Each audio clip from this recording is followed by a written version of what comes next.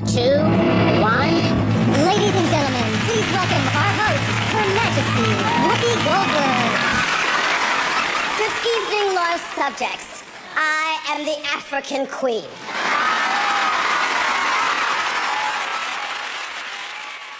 The first images of the Oscars I had was a black and white television set in Long Beach, Long Island, in the 50s. Bob Hope was the host. Thank you very much. Good evening, ladies and gentlemen. Welcome to Chance of a Lifetime. I'd have to go to sleep somewhere around sound effects editing. Some things never change. And I'd get up in the morning, and in my cereal bowl before school would be a list. My mom would write a list of who won what. I was a kid, and here was the people that had already been huge, big, massive stars for 20 or 30 years. I mean, even Bob Hope had been Bob Hope for, since 1932. I actually thought he was always going to be the host. It never occurred to me that there'd be anybody else. I just thought that was the height of sophisticated humor, was Bob Hope at the Oscars. It's a gay, handsome crowd here tonight, but there's an undercurrent of nervousness. The whole thing is like a big maternity ward. Everybody's expecting. Oscar traditions didn't invent themselves. I see a lot of new faces, especially on the old faces. They were created and changed year after year in a process of trial and error. Wow. At the very first Oscar ceremony, no one knew what to expect. It was May 1929, and Hollywood's finest arrived for a banquet at the Roosevelt Hotel. Wings, a World War I epic, won Best Picture. There were only 12 awards that evening, including one for Best Title Writing, a skill about to disappear. Change was in the air. The first sound film, The Jazz Singer, was a hit that year, but it was ineligible to qualify for Best Picture. Instead, it won a Technical Achievement Award. Everyone knew it marked a turning point. From the second award ceremony on, all competing films would have sound. Well, the outstanding performance by an actress. I talked to Janet Gaynor about it, who won the Best Actress Award the very first year, and she said, well, yeah, it was very exciting to get an award, but it had no tradition. And they announced the winners in advance, so they went to the banquet knowing who'd won. The next day, they kind of forgot about it. They moved on.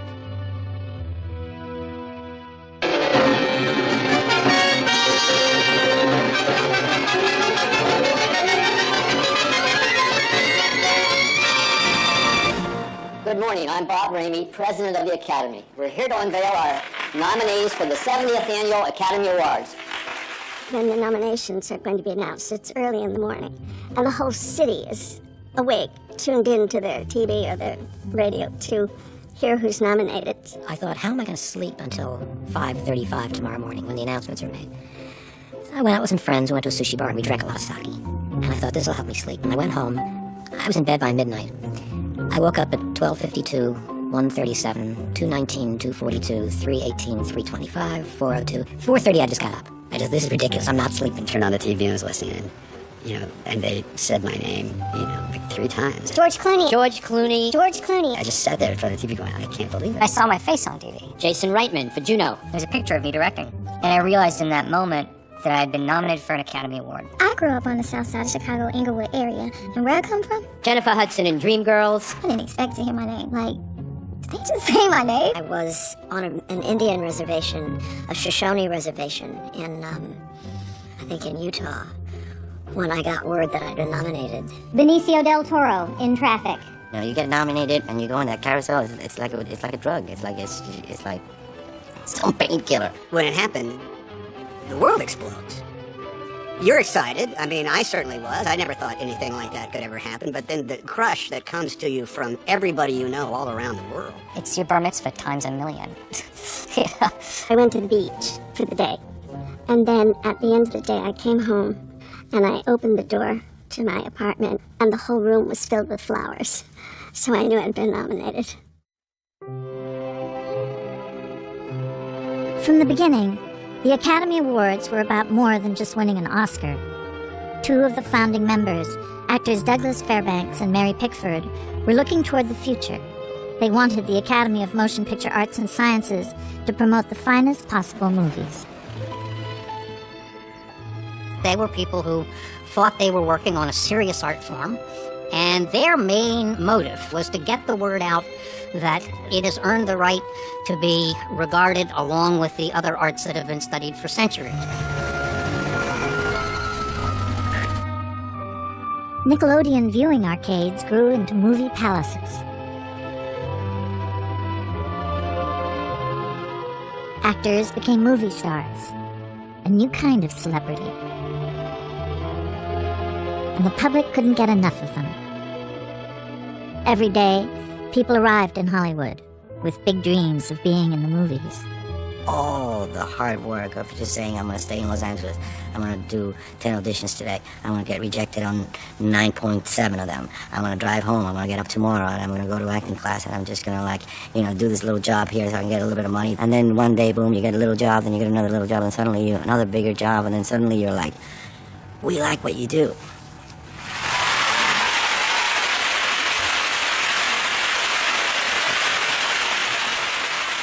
Nominations for Best Original Dramatic Score are... Actually getting a job was years, and no one wanted me. No one wanted to take a chance.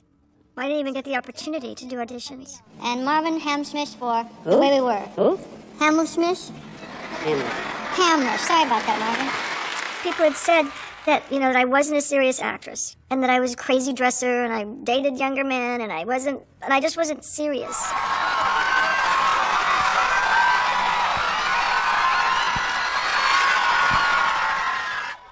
Mike, the director, said, how would you like to be in a movie with Meryl Streep? I went, sure. Made enough noise there, Dolly? You two ain't exactly a silent movie yourself. And then he went, I just want to tell you, you play a lesbian, but she's an adorable lesbian. Y'all, this here's Angela. She's a beautician. Well, hi there. And then he kept going, Cher, get in there. Cher, lay on the couch. Cher, be in the kitchen. And finally, I was just kind of all the way through it. A lot of people can't handle me. I get a call saying, Steven Spielberg would like you to come to Los Angeles. And I thought, oh, okay, I'd like to meet him. I could be in Raiders of the Lost Ark, sure. It needs some black people. That's how I would think. He said, I'm going to do The Color Purple. And he said, I want you to play Celia. And I said, I don't think so. I think I would be better in another part, because I've never made a movie. He said, well, let me think about it, but I'm pretty sure that's the part I want. And I was like, okay, but if it's really bad, you don't be mad at me. Oh, hell, I'm a hustler. You didn't know that? How am I supposed to know that? I mean, you got to tell a person these things. I almost didn't get Midnight Cowboy. Initially, they went with another person. I was struck. I was walking around in a kind of a daze until my agent called and said, John, it might not be over. And then they had me come in again, and they finally gave it to me. It was always Daniel Day-Lewis, but Daniel didn't make it easy. I had actually been committed to play Margaret Thatcher, and Meryl was Stephen's first choice for Lincoln. None of us heard what Daniel's voice sounded like until the first day of shooting. So the minute he opened his mouth in that first scene, it was just, took your breath away. I am the President of the United States of America, clothed in immense power. I think with certain movies, and it's happened, I think, over the course of time, that certain movies do come into being when the right person is there to play a significant part. Why do they beg me for my photographs? Why? Because they want to see me, Norma Desmond. Hi there, Flash. Wherever there's a fight so hungry people can eat, I'll be there. It's Sunday afternoons I think of most. I feel all the time I can count on a hot tin roof. Yeah, Jake, it's Chinatown. All the things ever did so far. Fasten your seatbelts. It's going to be a bumpy night. Here comes the car. Okay, now Watson, I'm going to use number 1. Keep your eye on that thumb, baby, and see what happens.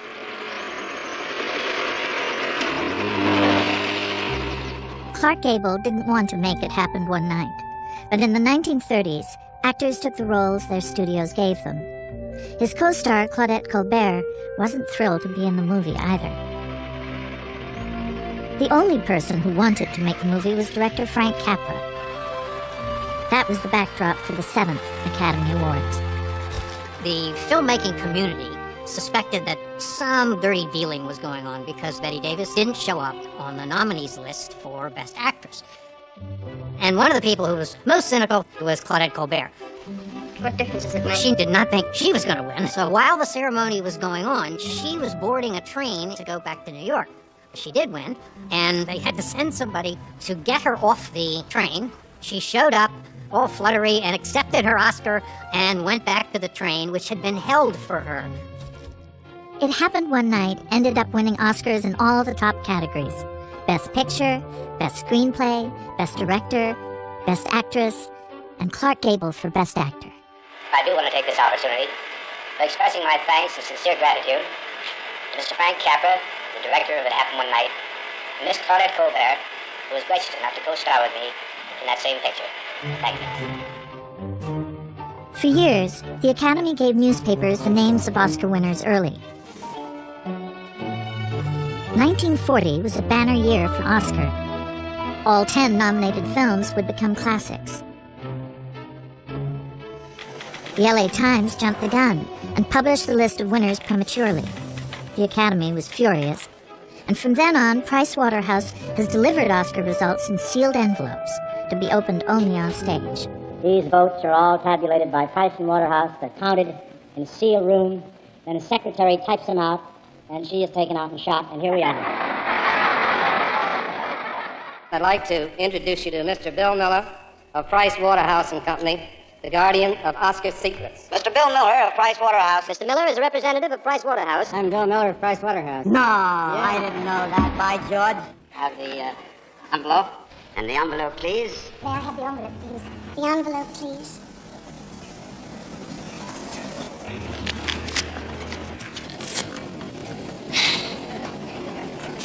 Where is it, the envelope? Oh, I have the envelope, all right. Next to the presentations to outstanding motion picture writers. Of course, I'm not too familiar with them because I ad-lib most of my stuff. Really, I never, what's wrong with the teleprompter? The following pictures were nominated for the best screenplay. Nominated for the best motion picture story are the following. The nominees for the best screenplay based on material from another medium. The nominees for best story and screenplay. The nominees for the best story and screenplay. If you are lucky enough to get in some of the positions that I'm in, you're going to be held responsible for the film, not for the role. So you're not looking for, oh, this is a great part for me. You're looking for a screenplay that you feel like works on every level, and a director that knows what he's doing. And those are the elements. First and foremost, it's screenplay. It has to be screenplay. You cannot make a good film out of a bad screenplay. It's never been done. Juno stopped me in my tracks.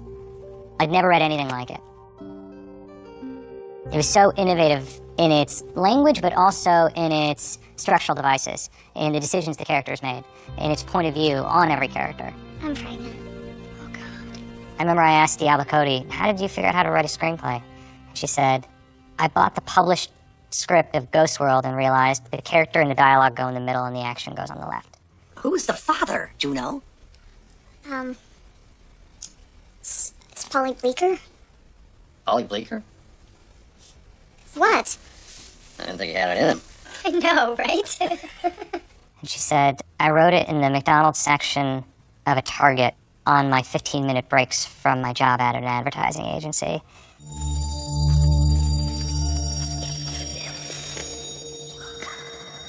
The key thing in adapting it was treating it as if it were a mystery. In the book, really on page 2 or 3, Shoeless Joe shows up, and the farmer says to him, my father used to play ball. Could he come and play with you guys? And Shoeless Joe says, yes, finish building the field and he can come with us.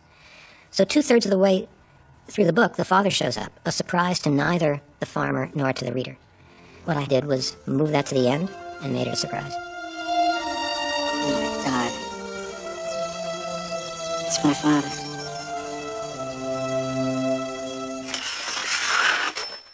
I loved the screenplay, I loved the story, and I thought that was as good a role as I was going to get, maybe ever. I had such deep down anger. Daddy's little girl, that all the things that were working against him unfairly. And, yelling at a woman in a coma, I think is, not something you're going to get to do very often in a film. Tell me again that I'm too out of touch with my feelings and I need to go to therapy. Isn't the idea of marriage to make your partner's way in life a little easier? For me, it was always harder with you, and you're still making it harder. spending his day at work. Why didn't you tell our daughter about it, honey? Janie, today I quit my job. And then I told my boss to go fuck himself, and then I thought the screenplay was great. It was very clear to me that there was something to play, and that it was something that had a lot of truth in it, but it also was on a very odd knife edge of being very serious and very funny. Excuse me, I must be psychotic then. If you don't complain, what is this? Yeah, let's bring in the laugh meter and see how loud he gets on that one. You know. It was just like an instinctive thing. You read it and you think, oh no, that's something to do. don't interrupt me, honey.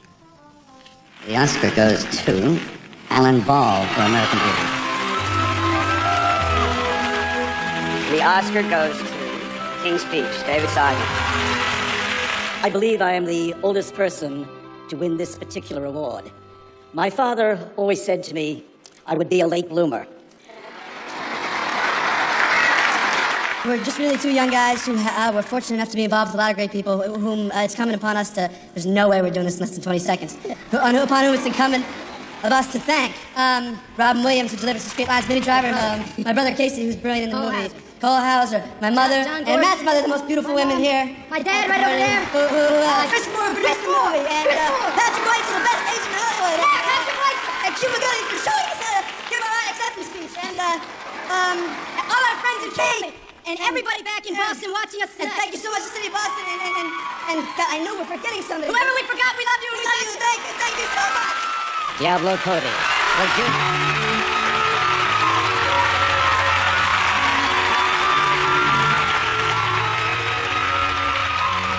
What is happening? I want to thank Jason Reitman, who I consider a member of my family, and I'm in awe of his talent as a filmmaker. And most of all, I want to thank my family for loving me exactly the way I am. I'm very proud to receive this objet d'art on behalf of Mr. Perlman, who writes, he cannot be here for a variety of reasons, all of them spicy. He's dumbfounded, absolutely flummoxed. He never expected any recognition for writing around the world in 80 days. And in fact, only did so on the express understanding that the film would never be shown.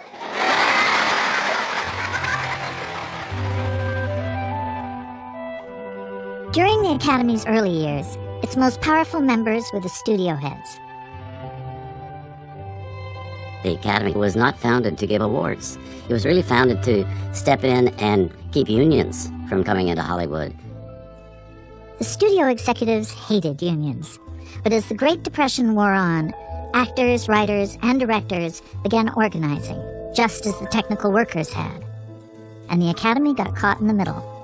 Gradually, you began to get a hostility toward the Academy on the part of the actors and the directors and the screenwriters. The Academy almost died because the membership shrunk drastically. And then in 1935, Frank Capra became the president of the Academy and the president of the Directors Guild at the same time. And the crucial thing that he did was oversee a revision of the Academy bylaws, which said that from that point on, the Academy would take no role in labor issues or political issues or religious issues.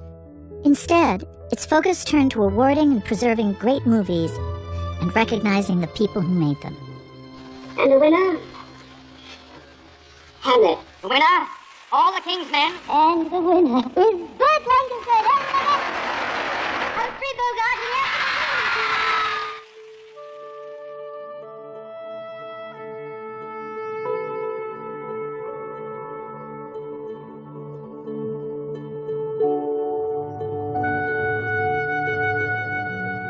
Steven Spielberg was the perfect person for me to start with because I love movies and he loves movies, and so he would say, well, you know, that feeling that you had just before Scout sees Boo Radley, just as the door opens, yes, that's what I want.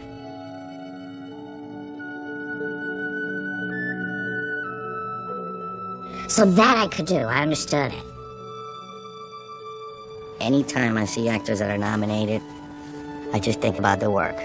The glamour and all that is fun, but... I always say the real work of an actor is an inside job, because what you do is all inside. Some people think about acting as though you are wearing a mask, but actually, most of the time, you're taking away a mask. There's something that the camera sees that no matter what you do, the camera finds. Actors that I loved growing up, I loved Spencer Tracy. You always knew where he stood in everything. Because in the final analysis, it doesn't matter a damn what we think. He'd look at his mark Now, down on the ground where you have to stand so that you're in focus. But if the lens catches you, then everyone who's watching you realizes that you're lying to them. You're cheating. Well, he would look right at his mark, and he wouldn't cheat. He wouldn't go like that. He would look at his mark and go. And he'd literally do this, and he'd walk over to and stand there, and then he'd sit up like that and look you in the eye and keep talking. And you never for a moment thought he was looking at his mark. The movies called for a kind of acting that had never existed before. If you don't hit your mark, you're out of focus. There may or may not be rehearsals. Stories aren't filmed in sequence. You're acting for an audience of one, the camera. I had never acted before, never even entertained the idea of acting. Never thought about it. All of these people, and all these cameras and lights. No!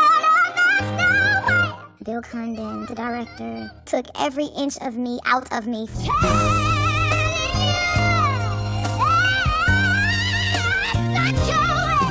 I'm thinking like, oh my God, what do y'all want from me? What else can I give you? Like, I'm giving you everything, and they're like, all right, cut. Now action again? Are you kidding me?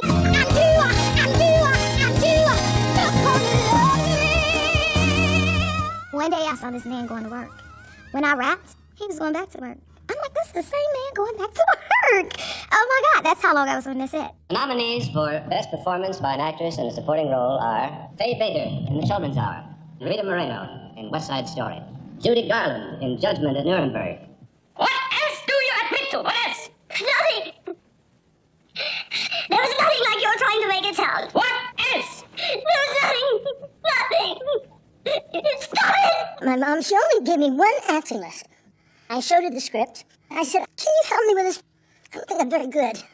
So we sat on the floor, and I showed her the script, and then she said, I'll be the other girl, now you do what you do.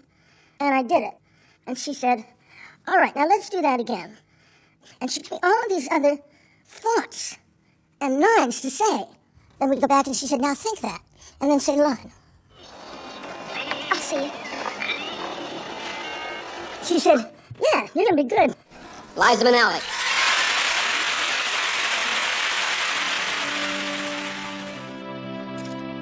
Oh, I was very nervous about doing the Queen.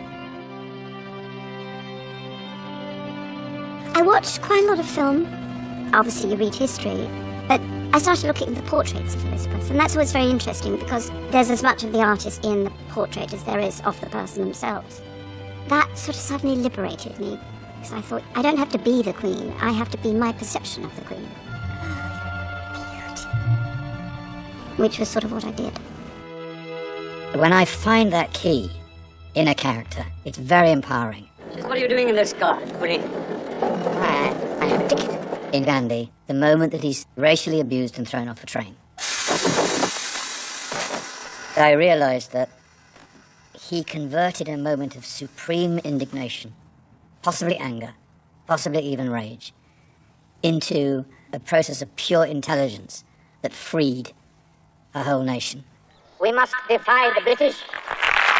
Interesting that was the key. Not being benign, Uncle Gandhi, but don't ever do that again. Oh, my angel. Oh, my angel. I played the prostitute. I spent time with a series of prostitutes and madams, right down to, I didn't go with them when they turned tricks, but I was with them when they were cutting their cocaine, and I was with them in the after-hours clubs, and when I was done, I went to Alan Pakula, the director, and I said, I can't do it, Alan. You should get Faye Dunaway. And he burst out laughing. And he just said, that's absolutely ridiculous, and sent me out of the room. So I had to really think, well, how do I get myself into this? I went to a police station, and I looked. And I looked at hundreds of photographs of women who had been beaten and killed.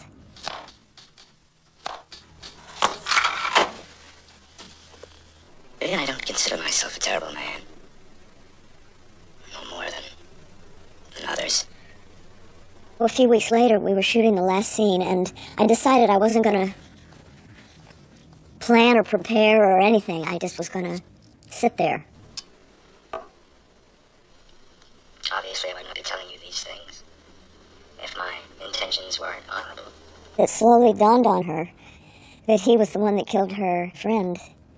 Something totally unexpected happened. Be comfortable. Nothing's going to happen. She cried for all the women that had been victims of that kind of violence. And I realized that it was the first time that feminism manifested in me.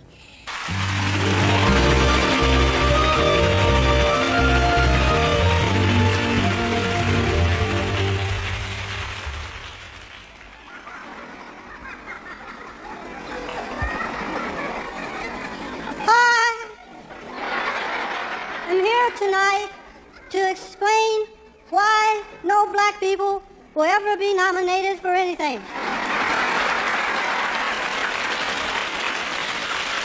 Black people love to act.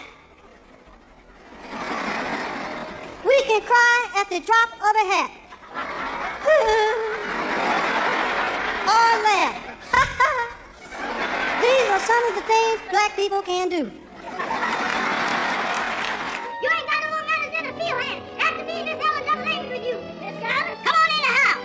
I didn't see Gone with the Wind growing up. It's a sensitive issue in the black community, no question. My mother was just adamant. So I didn't see the movie until I was in my 20s. But I didn't fetch you here on Miss Scarlett's account. But that child got to stand. The good Lord give us strength to stand. It's Mr. Red I was worried about. Hattie McDaniel's character. She was the smartest person in the entire movie. I thought she was spectacular. And the idea that the Academy recognized that talent, that was amazing. Listen, Hattie McDaniel, man, she was the first. Think about that. That's wild. You know, she almost didn't get even invited. They put her way in the corner. Way in the corner in the back. And then she won. Academy of Motion Picture Arts and Science, fellow members of the motion picture industry, and honored guests. This is one of the happiest moments of my life, and I want to thank each one of you who had a part in selecting me for one of the awards. I sincerely hope I shall always be a credit to my race and to the motion picture industry. My heart is too full to tell you just how I feel, and may I say thank you, and God bless you. She was the first, and Sydney was the second. The winner is Sidney Poitier. It's a lot of white people in between. I mean, it's a long time. It is a long journey to this moment. The fact that you're a Negro, did that make this particularly significant tonight?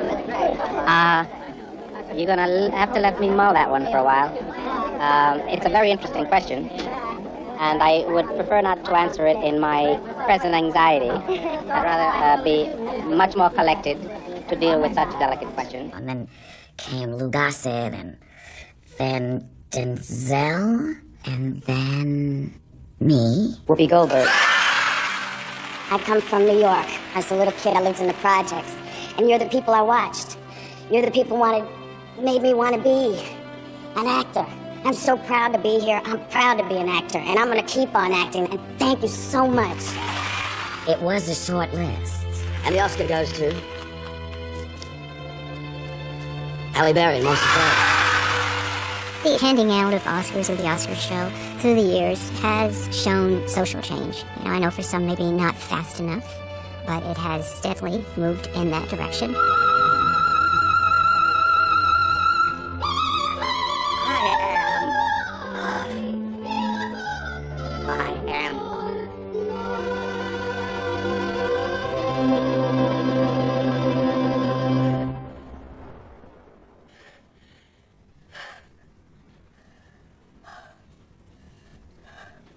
Tom Hanks in Philadelphia. There was this thing that was tearing us apart, which was the AIDS crisis, the pandemic that was AIDS. It was not just ripped right out of today's headlines, but it was getting into this more specific question of, how do you respond to AIDS? I would not be standing here if it weren't for two very important men in my life, two that I haven't spoken with in a while. but I had the pleasure of just the other evening Mr. Raleigh Farnsworth, who was my high school drama teacher, who taught me that act well the part, there all the glory lies. And one of my classmates under Mr. Farnsworth, Mr. John Gilkerson. I mention their names because they are two of the finest gay Americans, two wonderful men, and there lies my dilemma here tonight. I know that my work in this case is magnified by the fact that the streets of heaven are too crowded with angels. We know their names. They number 1,000 for each one of the red ribbons that we wear here tonight. Communism is based upon a doctrine inconsistent with American liberty. Freedom of speech was not always welcome in the movie business. In the 1950s, Hollywood joined the rest of the nation in a hunt for communists. The names of those suspected were added to something called the blacklist. The Motion Picture Industry Council reaffirms its consistent opposition to communism, its works, its members, its methods. It was a real list. It wasn't just some theoretical thing. There were lists of directors and well-known writers. The blacklist period was one of the dark chapters in American history, and I'm sad to say that the Academy didn't really behave any better than anybody else did. I've never read Karl Marx, and I don't know the basis of communism beyond what I've picked up from hearsay. What I've heard, I don't like it. In 1955, the Academy passed a bylaw that prohibited any blacklisted writer from being nominated for an Oscar. When The Bridge on the River Kwai won Best Screenplay in 1957, the original novelist collected the Oscar, but he didn't write the script. For the best writing of a motion picture, Pierre Boulle, The Bridge on the River Kwai. The two writers who did, Michael Wilson and Carl Foreman, were on the blacklist, so for the Academy, they didn't exist. Some people committed suicide when they were on that list. There were people that moved to Europe and never came back. Jules Dassin is one of them. Some blacklisted writers continued working under pseudonyms. The nominations for Best Motion Picture Story are Robert Rich for The Brave One. But when they won Oscars for Best Screenplay, as Dalton Trumbo did, The Brave One, Robert Rich. there was no one to walk up the aisle. Jesse Lasky Jr., Vice President of the Screenwriters Branch of the Writers Guild, will accept the award for Mr. Rich. After 4 years, the Academy reversed itself. Much later, it officially welcomed back those it had shunned. I was once upon a time a respectable member of this community.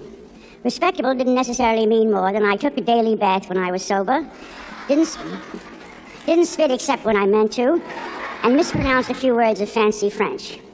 Then suddenly, even before Senator Joseph McCarthy reached for that rusty and poisoned axe, I and many others were no longer acceptable to the owners of this industry. Possibly they were men who had been too busy to define personal honor or national honor. Possibly. But certainly, they confronted the wild charges of Joe McCarthy with the force and courage of a bowl of mashed potatoes. I have no regrets for that period. Maybe you never do when you survive. But I have a mischievous pleasure in being restored to respectability, because I never thought it would happen. I hope that the rest of my life will not be too respectable. To present the documentary awards, here are the scholarly, instructive, illuminating, and dignified Miss Martha Ray and Mr. James Durant. Miss Ray, will you do me a favor? Why, sorry, Mr. Durant, what is it? Tell me, what does documentary mean? Jimmy, you mean you actually don't know the meaning of the word documentary? That's one of the few. If any Oscar category reflects changing times, it's documentaries. The Academy established the category during World War II. Early Oscars went to government-sponsored films designed to bring the war home. By the 1970s, documentaries were approaching war from a very different point of view. I remember actually watching the Oscars when Hearts and Minds won, and the producers came on the stage, and for their speech, they decided to read a telegram that they'd received that day from the wrong side of Vietnam. It says, please transmit to all our friends in America our recognition of all that they have done on behalf of peace. Most of my being was involved in trying to end the war in Vietnam, and it was raging, and I felt, how could I be in front of all these people and not say something? The winner is Jane Fonda.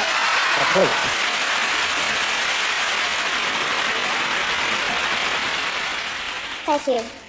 Thank you very much, members of the Academy, and thank all of you who applauded. There's a great deal to say, and I'm not going to say it tonight. I would just like to really thank you very much. What were you thinking of? I was thinking that while we're all sitting there giving out awards, which are very important awards, there are murders being committed in our name in Indochina, and I think everyone out there is as aware of it as I am. And I think that everyone out there wants it to end as much as I do. And I didn't think I needed to say it. I think we've had it. I really do. I think everyone feels that way. And I just didn't think it needed to be said. Marlon Brando in The Godfather. I'm representing Marlon Brando this evening, and he has asked me to tell you that he very regretfully cannot accept this very generous award. And the reasons for this being are the treatment of American Indians today by the film industry. Excuse me.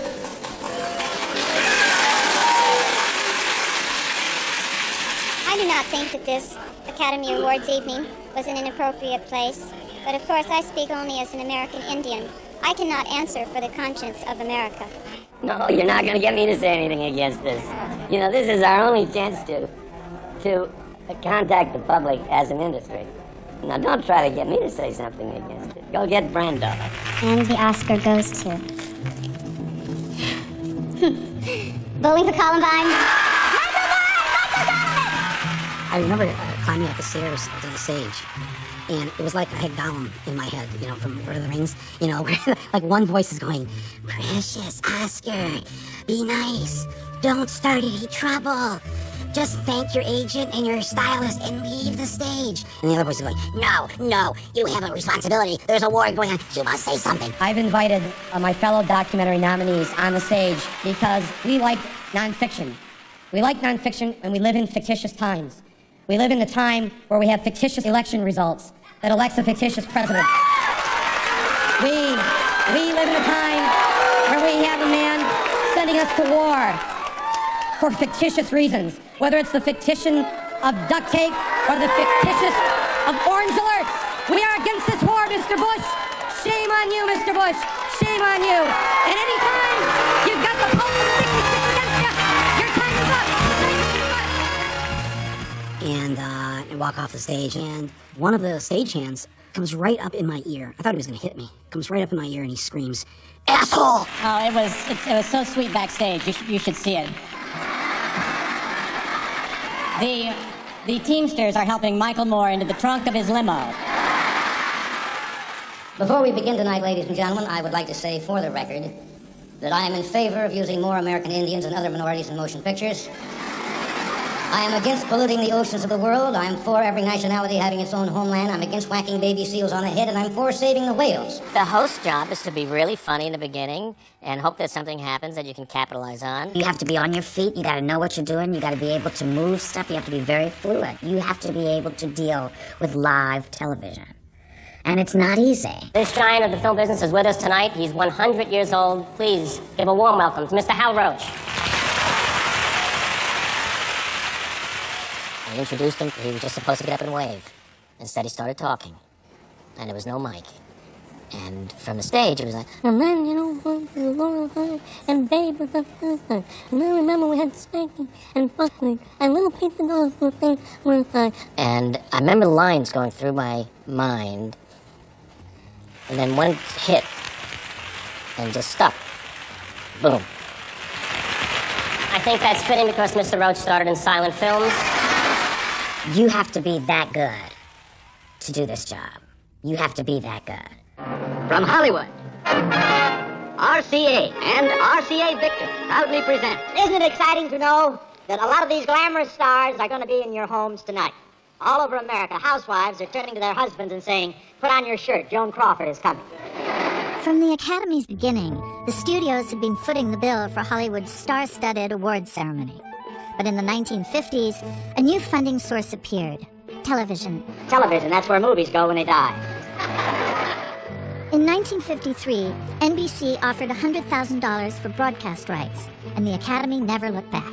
But I want to say that tonight, you regular television watchers will see movie stars you've never seen before. It's the one place you could see people like Clark Gable and Doris Day and Gregory Peck and Rita Hayworth and Ingrid Bergman on television. Will you read the nominees, Mr. Newman? With pleasure, Mrs. Newman. For the best achievement in costume design of a color production. For the best achievement in art direction. Those nominated for the best achievement in film editing are... And now for the black and white cinematography, the best achievement. Some of the reasons that you love the movies you love are because of those people that you don't know that have photographed it, or those people that have done the art direction, or the people that have done the costume designs, or all those other technical things, sound. If you didn't have those things, you wouldn't have the movies that we love.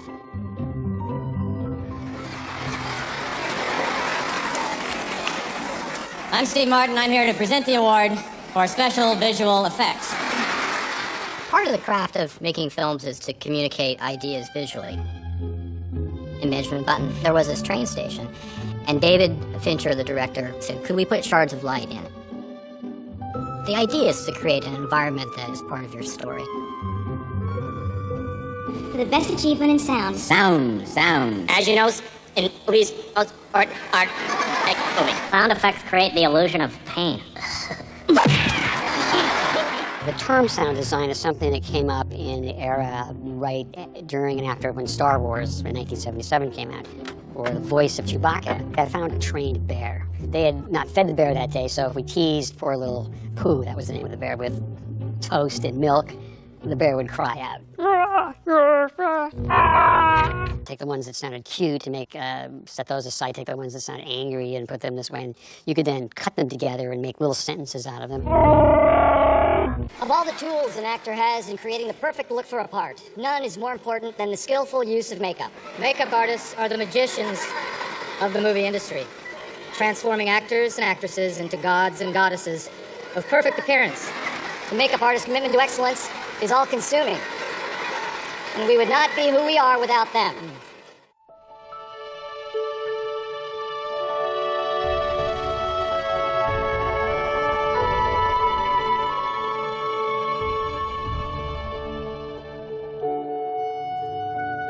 My next-door neighbor was a makeup artist.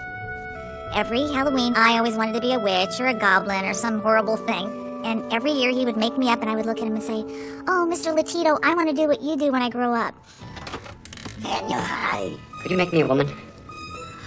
Honey, I'm so happy. When they go about creating their character, it's very helpful for us to give them the tools to do that. When they look in the mirror, we want them to feel that character. We were absolutely amazed at how well this makeup stood up in person. Have we met? No. Robin and I were standing on a street corner, and this young man walks up to me and he said, is Robin Williams here today? Is he shooting today? And I said, oh yeah, he is. And he says, well, where is he? And I said, oh gee, I don't know. He was standing right next to me. You have his eyes. And I thought, okay, this is good. We've done it. The category is art direction. Is it art direction? Because I missed a spot. Is it? Thank you. I'm sorry I woke you. Art direction. What is it? Who does it? Why? And how much? And where are they? And here we are. Art direction. I don't know. The art director makes the movie look the way it does. Picture, if you will, a perfectionist professor of art and architecture with the imagination of Picasso, the infinite precision of a brain surgeon, and the capacity to create an entirely believable new world. If you give him an unlimited budget, Rome can be built in a day, or at least the front of it. Nobody ever builds the back of the set. Freeze! Police! Come on. In a way, the production designer and the art director take responsibility for the acting space. You need to provide a place that means something, colors that mean something. You need to provide an environment that will inspire them to do their best work. Be happy! With a little help from my friends, the Soul Rascals, I'm going to present the award for costume design. You know, for me to hand out an award for clothes, I mean, don't get me wrong, I'm going to do it, but I'm not exactly sure I came up with the right fella. There was a time when every woman wanted to dress like Garbo or Lombard. Clark Gable took his shirt off, and it happened one night, and it took 18 years for Brando to bring the T-shirt back. First day of real work, when I was given the part, then the first thing was to costume this guy, and I met Ann Roth down at Western Costume. She said, this is a good hat for you. You put this thing, put it back in your head. Yeah, word. I had some boots. I think you'll like the boots. She puts on this jacket with all the fringe, right? And the thing was just spectacular. She would give me the character, give me ideas toward the character. Oh, please, it was over. The essence of Karen Brockovich is in no small amount centered around her breast. So we dressed her in vests and things with zippers and things that opened and revealed a great deal of cleavage that Julia could work with. You know, if she leaned over a desk, they had to be there. We're talking about a buxom woman who freely showed and used her feminine wiles to get where she needed to go. How did you do this? I just went out there and performed sexual favors. 634 blowjobs in 5 days. I'm really quite tired. You're going to get multiple angles, so it allows you to kind of move within the scene, so you can sort of, carry the viewer through it. The antagonizer comes in, he takes his gun out and places it on top of the TV set. There's such a great sound of that gun going onto the top of the TV screen. I knew I wanted to be there then. Then he moves over to a camera, and I knew that I'd probably want to then get the perspective of Blomqvist from the view of that camera. In between, I can then really dissect the best pieces of performance to live within that area. The nominees For best achievement in film editing? In film editing, they are...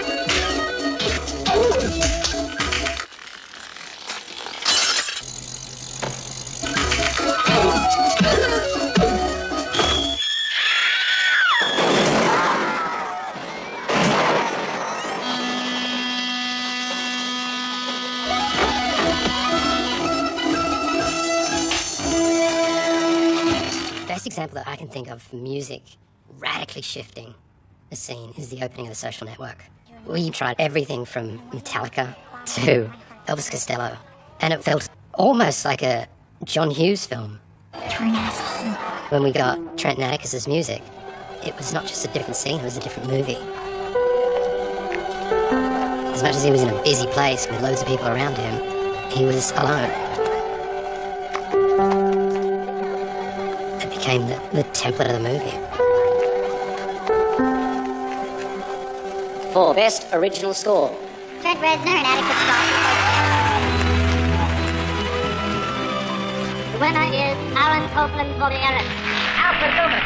Winner, Victor Young. Elmer Bernstein. Dimitri Tiomkin.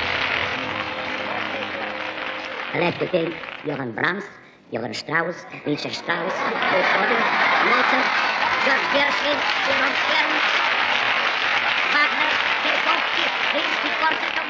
Thank you. It's a cinematographer who becomes the painter of a film. They take people who look like this, And through the use of proper filters and soft lenses, try to turn them in to this. We actors like to say that a good cameraman photographs our face, a great one, our souls.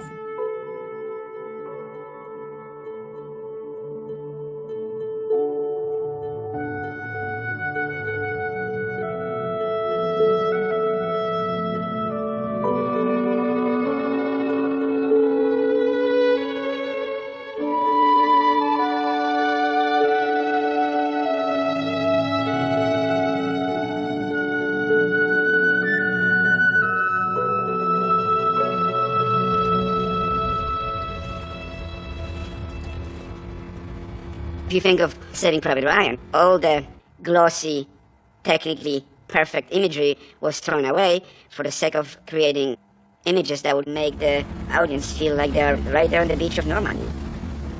There were pictures taken by the photojournalist Robert Capa. He landed with the first wave at 6:30 in the morning on Omaha Beach, and he took hundreds of photographs. Only 10 or 11 shots survived. Those still photographs said more to me about what it was like to land on those beaches than anything I had ever seen. So I went to Janusz and I said, I want the whole landing to look like these 9 photographs.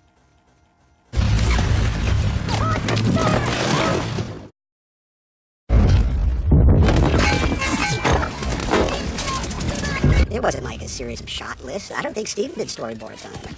That was a brand of documentary filmmaking, which he's down in the thick of this thing, and he and Janusz Kaminski are scattering, cameras all over the place. We had a great operator. He would chase the soldiers, or he would follow the soldiers.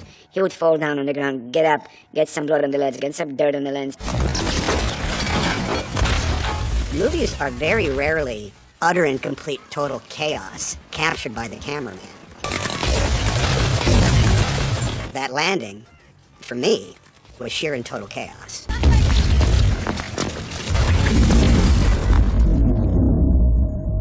And the Oscar goes to Janusz Kaminski for Saving Private Ryan.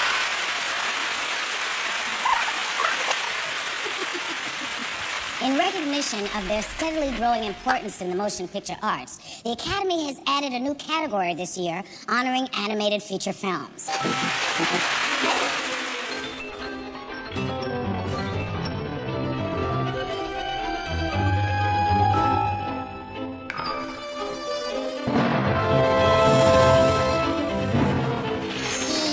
What's up, Doc? Well, Bugs, we're announcing the nominees for Best Achievement in an Animated Short Film. Well, I thought I was going to present the award for Best Actress.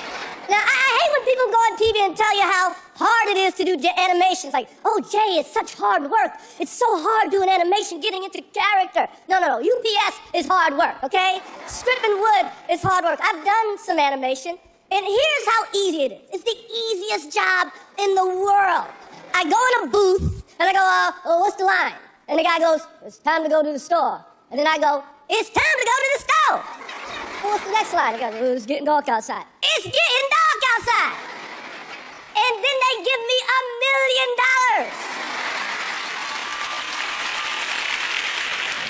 Now, there are all kinds of directors. There are spectator directors, dictator directors, directors that are kind and tolerant. They're understanding. There are also directors that are mean and petty and contemptible. Some directors are short,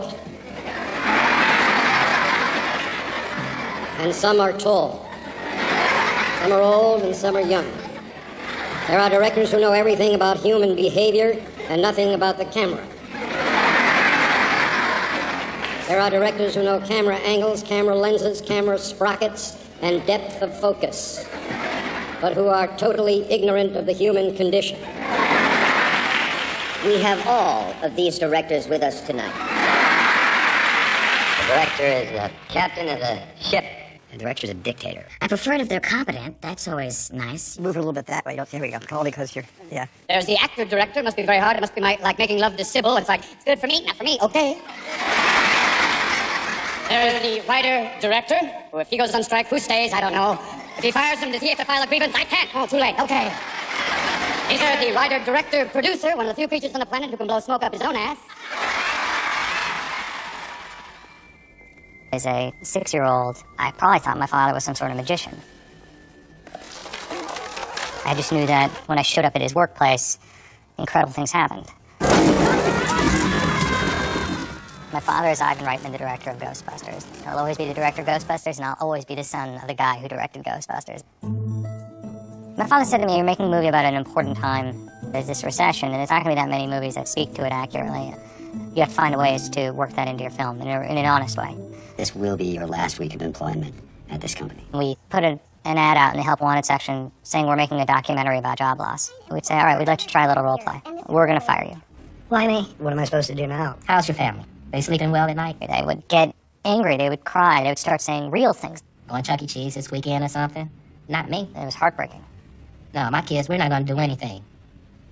The French call him réalisateur. Italians call him regista. It translates the realizer, the one who realizes the dream. He tries to get as close to the vision he or she has when they first read the material. The best ones I've worked with are Coen Brothers and Soderbergh, and I mean, go down the list of these really wonderful directors I've worked with. They shoot with very, very specific points of view. Raging Bull has maybe 10 or 12 scenes with boxing matches in it. Marty Scorsese shot each one of those scenes differently, based upon the meaning of the scene. Contrast in their style. Speedy, very well.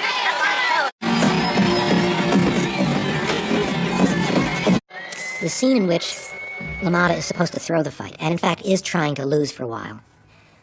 For the first time, Marty puts the camera outside the ring. And LaMotta is losing the title that he won from the gallant Marcel Cerdan after the tragic fate of the white champion. Because he said Jake's heart wasn't in the ring.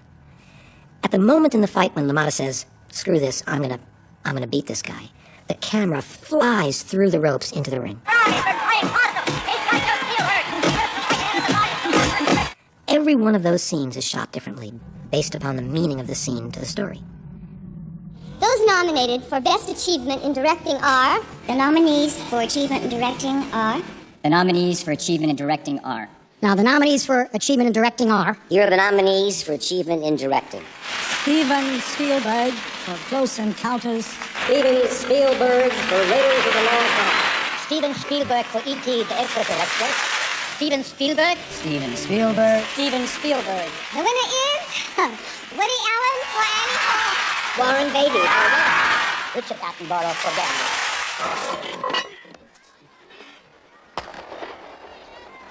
I wanted to shoot black and white because I did not want to prettify any of the images of the Holocaust. And I absolutely would not have made the movie had the studio insisted, and they did for a while, that I shoot the movie in color. There were a few moments of color I wanted to introduce in the film. The Shabbat candles in the opening scene before the Holocaust was full of color. And as the candle burns down, everything turns into black and white except the candle. And then I wanted the candle to just be a little bit of red in the wick just before it goes out, and then the smoke would rise, almost like the smoke from the crematorium.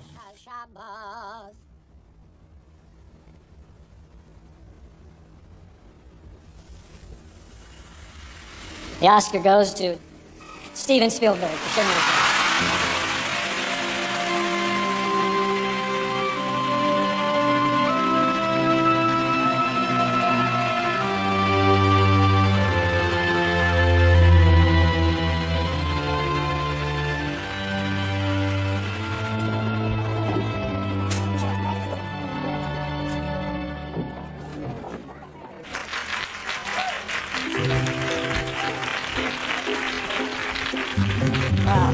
And the Oscar goes to Anthony Hopkins.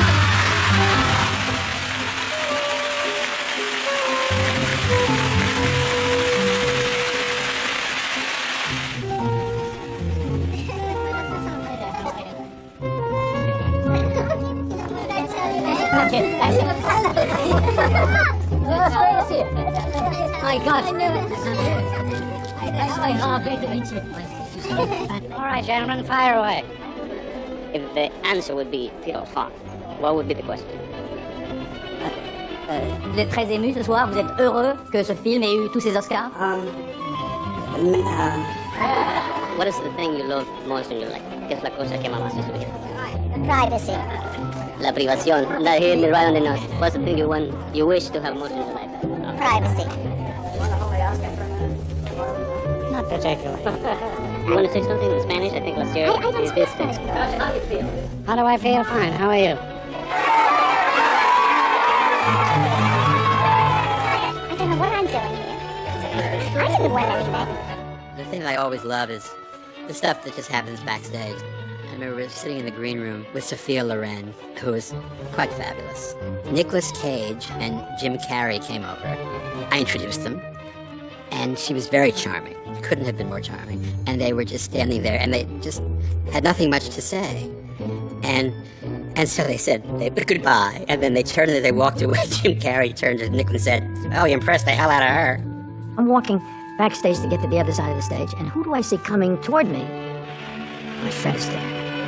And he says, "John, oh, isn't it wonderful to meet you? You know, such good work." And I says, "Good luck tonight. Good luck." Walks down there, and I watch. And I'm looking at it, it's like, wow, Fred is there. We went to the governor's ball, and there was an extremely frail Betty Davis. Oh, really? Miss Davis was then put in Rita's seat. Thank you. Thank you. So I leaned over and said over the din of the party, "Miss Davis, you're seated in my girlfriend's chair, but I think if anybody can take that seat, you can." And she said, "What?" And so I said, "Miss Davis, you're seated in my girlfriend's chair, but if anybody can take that seat, you can." And she said, "I can't hear a word you're saying." Now you get on. That's right. Thank you, my dear. That's right. There we go. That's it. That's wonderful. Good. Oh, yes. Okay. Can I have a picture of you, my dear? You got to wait a long time for that. You have to wait a long time. Yeah. It's better when you're older. Sorry, yes. What's your feeling about Oscars and what they mean in this community? Yeah. It's exhilarating. It's exhilarating. It really is. It's good to be recognized by your peers. Have you heard that before? As the show progresses, the room fills up with losers. For everyone who wins, there are 4 who don't, and they are bitter. And they sit there, and they're not interested in the jokes anymore. Keep your eyes on the losers tonight as they applaud the winners. You'll see great understanding, great sportsmanship, great acting. The thing that's terrible is that one minute you're a nominee and the next minute you're a loser. And the winner is. The winner is. May I have the envelope? Anything memorable from that night? Losing. And the winner is the Hurt Locker. We ducked out and didn't go to the governor's ball, and we went to In-N-Out instead. This little old lady walked up to me at In-N-Out. She said, "Didn't you just win an Oscar?" I said, "No." And I bit into my double-double.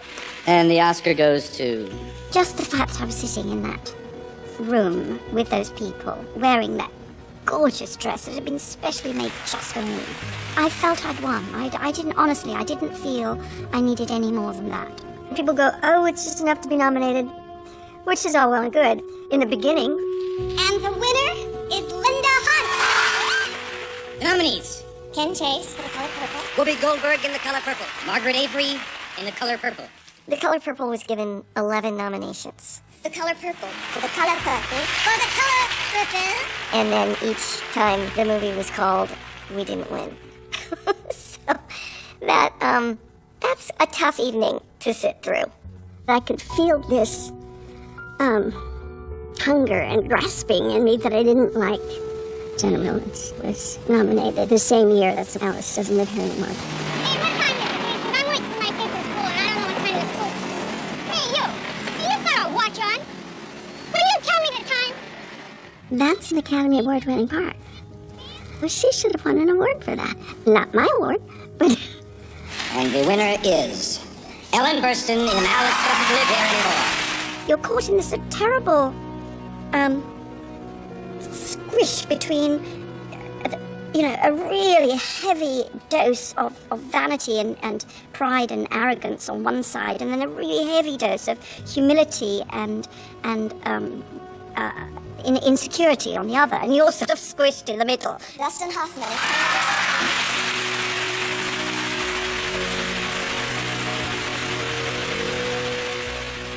I'd like to thank my parents for not practicing birth control. I'm up here with mixed feelings. I'm deeply grateful for the opportunity to be able to work. It's not a sport. I'm greatly honored. In sports, whoever wins, wins. The Oscars are not like that. I refuse to believe that I beat Jack Lemmon, that I beat Al Pacino, that I beat Peter Sellers. I refuse to believe that Robert Duvall lost. You know in your heart this is kind of wrong. And I know I shouldn't be saying this because we're talking about the Oscars. And on many levels, it's fantastic. There are people who are giving that artistic part of themselves that goes beyond a paycheck. And they are never up here. And many of them are not members of the Academy. And we never hear of them. In the end, we are artists. And art is not about competition or prizes. It really isn't. And to that artistic family that strives for excellence, none of you have ever lost, and I am proud to share this with you, and I thank you. Competition, by its very nature, creates winners and losers. I'm singing in the rain. But some movies overlooked by Oscar have stood the test of time and are now regarded as classics. Happy again. I'm laughing at clouds. It's very hard to say one film is better than another. Is The Godfather better than 2001: A Space Odyssey? I don't know. Is Annie Hall better than Goodfellas? You're a funny guy. I don't know. Every year, the Academy announces its nominees, and immediately everybody's saying, how could they nominate this one? I'll tell you how. It's very easy. We took a vote. That's how. This is not a tablet handed down from God, writ by his finger, saying, okay, if anybody disagrees, you're wrong. This is the official answer. This is our opinion. Some people who should have gotten Oscars never got an Oscar.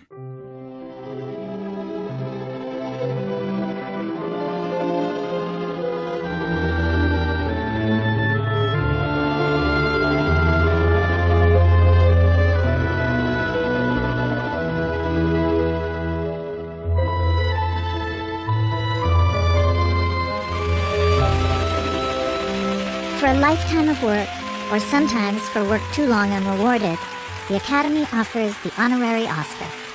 Always a bridesmaid, never a bride, my foot. Our Board of Governors tonight salutes with a special Oscar Akira Kurosawa, Federico Fellini, Harold Lloyd, Groucho Marx, Lillian Gish, Howard Hawks, Deborah Carr, Kirk Douglas, Robert Altman, Lauren Bacall, Blake Edwards, D.A. Pennybaker, Charles Chaplin. Oh, you're wonderful, sweet people. Thank you.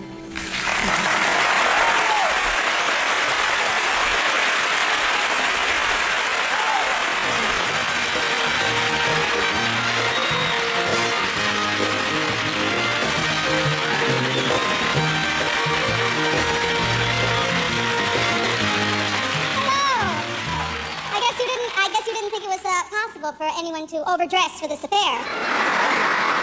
This is the Oscars. We have to be dignified as humanly possible. That is why I've decided to rise to the occasion. And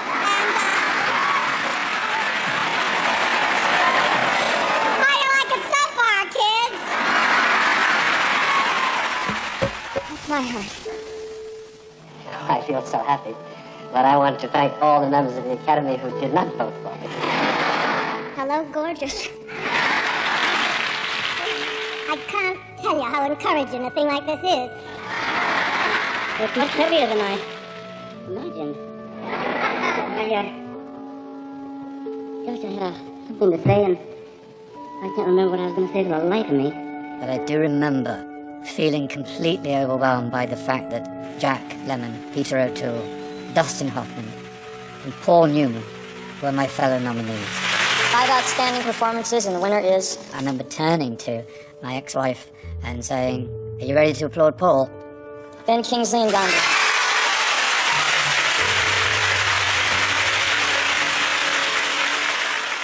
It is a bit like being in a car crash. Everything slows down, everything goes into slow motion. And it sort of goes, you know. The winner is Helen Mirren in The Queen. my sister's a teacher, and she came with me, and she'd said in the morning, she said, all kids love to get gold stars. And this is the biggest and the best gold star that I have ever had in my life. And I thought that was a lovely idea, that we do all love a gold star, you know. It makes us feel proud and that we've achieved something.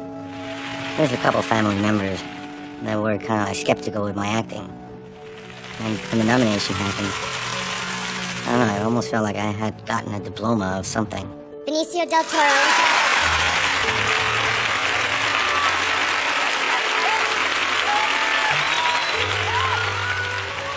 Thank you.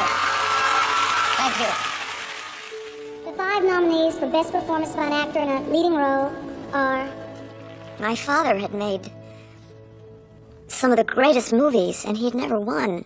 It didn't seem right or possible. You know what this is?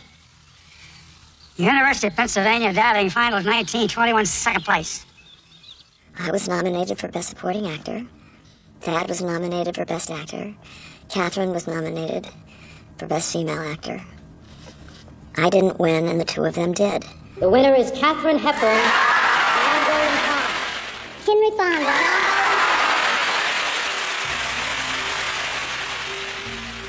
He was too sick to get his Oscar, so he asked me to if he did win, to get it for him.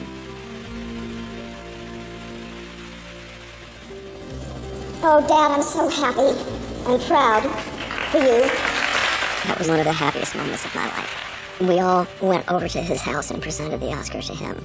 And his first words were, "I'm so happy for Kate." The nominees for Best Performance by an Actress in a Leading Role are...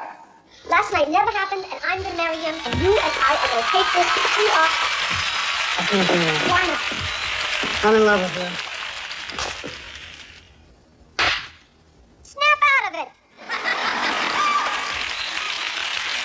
Cher, and Moonstruck. As he started doing that, I went deaf. Holly Hunter and Broadcaster. I was very frightened about Holly Hunter. When I saw that movie, I thought, oh my God, she's so great in it. Glenn Close and Fatal Attraction. And then I thought, well, Glenn Close too, and it's dramatic, and she did everything, but, she boiled a rabbit. And when he opened the envelope, he took a breath. And I thought, I've lost. Because it doesn't take a breath to say Cher. Winner is Cher and Moonstruck. And when he said it, I was so, my senses were so strange, that I had no idea that people stood up.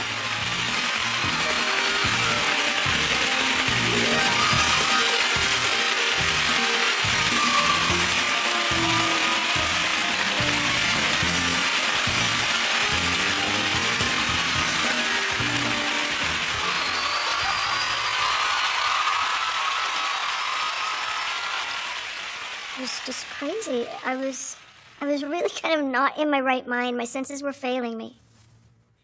When I was little, my mother said, I want you to be something. And I guess this represents 23 or 24 years of my work. And I've never won anything before from my peers. And I also would like to thank Mary Louise Streep, who I feel so unbelievable that I did my first movie with her, and now I was nominated with her, and I feel really thankful.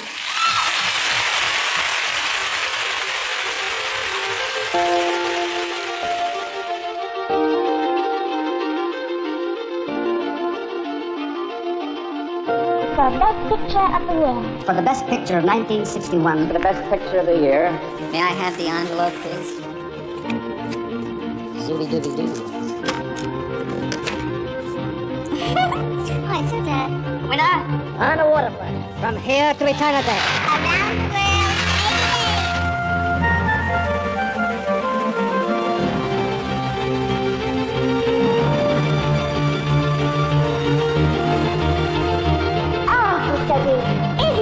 Best documentary feature. Holland County, USA. Time for hot milk. Violin.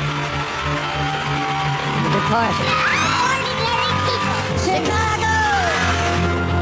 I love the world. I'm so happy. Thank you. Thank you so much. Wow, this is incredible. This is pretty good. This is all right. Amadeus. Slumdog Millionaire. For the best foreign language film. Fanny and Alexander. Rashomon. La Strada.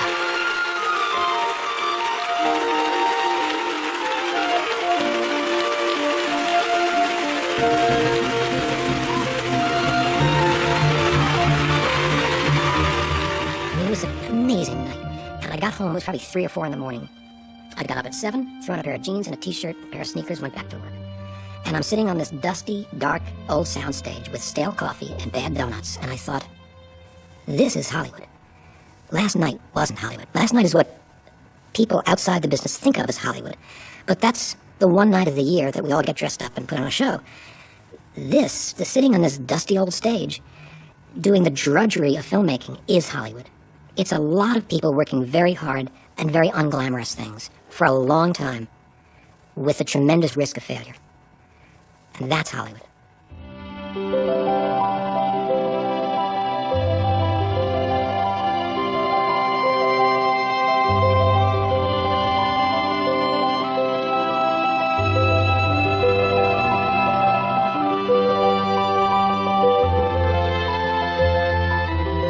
Glamour and all that is fun, but I just think about the work.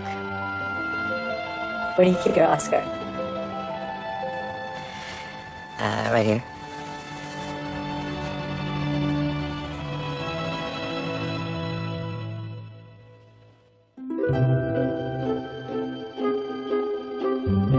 For the winners, there will be a giant victory celebration in the grand ballroom of the Hilton Hotel. The rest of us will gather in the monoxide room in the Price Waterhouse garage. When I was waiting in London to get my luggage in the luggage hall,